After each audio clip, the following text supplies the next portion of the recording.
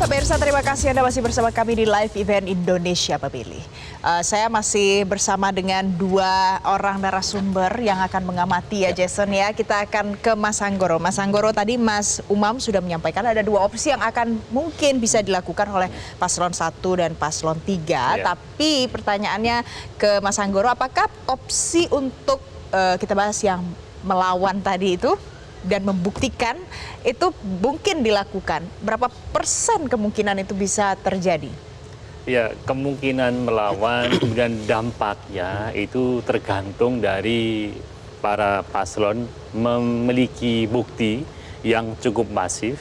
Yang kalau kita lihat jarak antara 1-2 putaran ke suara tertinggi, dalam hal ini minimal 50% hingga suara tertinggi taruhlah 58% versi quick count, berarti ada 8% gap antara suara Prabowo dengan Prabowo ketika 2 putaran.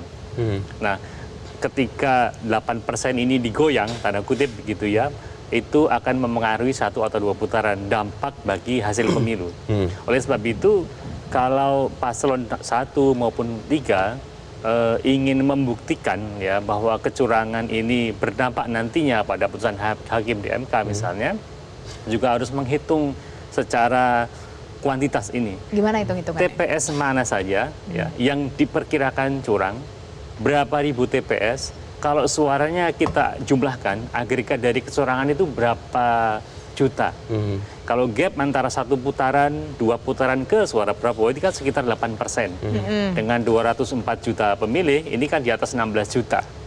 Nah, kalau titik-titik tadi itu secara akumulasi bisa dibilang melebihi angka itu, saya kira itu bisa berdampak gitu. Tapi kalau ternyata temuan-temuannya hanya 1.000, 2.000 TPS misalnya, kemudian diulang gitu ya, suaranya dialihkan ke salah satu paslon, tidak akan memengaruhi posisi urut-urutan ini. Boleh diulang sekali lagi Mas, jadi 8% itu angkanya setara dengan? 8% dikalikan 204 juta, di atas 16 juta pastinya. Baik, Mas. Jelajahi cara baru mendapatkan informasi. Download Metro TV Extend sekarang.